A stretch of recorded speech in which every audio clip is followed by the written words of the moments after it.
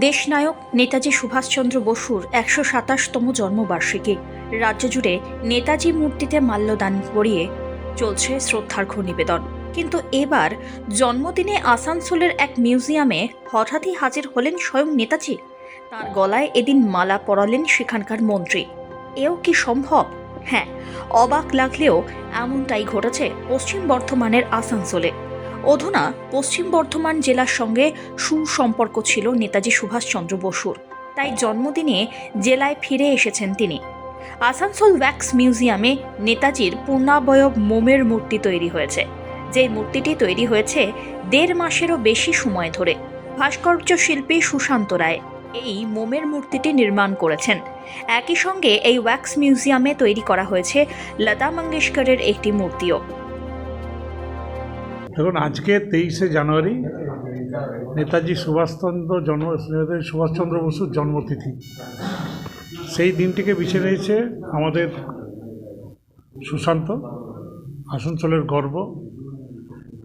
তার যে শিল্পকলা, তার এই মিউজিয়ামে দেখলেই বুঝতে পারবেন।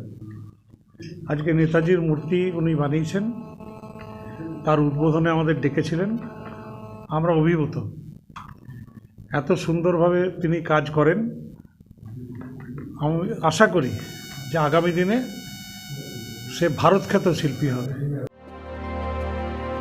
প্রসঙ্গত, সুশান্ত রায়ের এই ওয়্যাক্স মিউজিয়ামে আগে থেকেই রয়েছে জ্যোতি বসু থেকে মমতা বন্দ্যোপাধ্যায়, বিরাট কোহলি থেকে নীরজ চোপড়া, অমিতাভ বচ্চন, শাহরুখ খান, এমনকি প্রয়াত অভিনেতা সুশান্ত সিং রাজপুতের মতো মহারথীদের মোমের মূর্তি।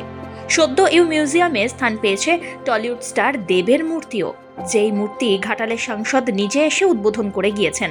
তারপরেই নেতাজি সুভাষচন্দ্র বসুর জন্মদিনে উদ্বোধন করা হলো দেশনায়কের পূর্ণাবয়ব মূর্তি।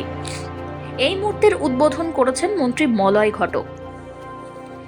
আজ নেতাজি সুভাষচন্দ্র বসু তার জন্মদিনে আমি আমার মিউজিয়ামে সুভাষচন্দ্র বসু মূর্তি, মোমের মূর্তি রাখা হলো।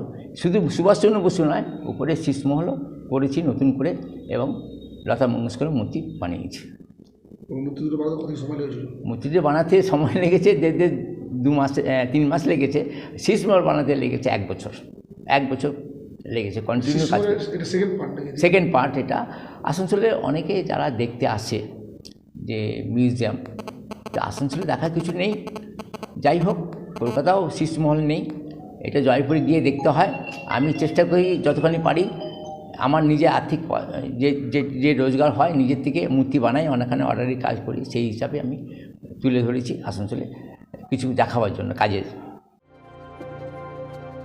নেতাজির জন্মদিনে মূর্তিতে মালা পরিয়ে তাঁর প্রতি শ্রদ্ধা নিবেদন করলেন মন্ত্রী মলয় ঘটক এবং ভাস্কর্য শিল্পী সহ আগত দর্শনার্থীরা।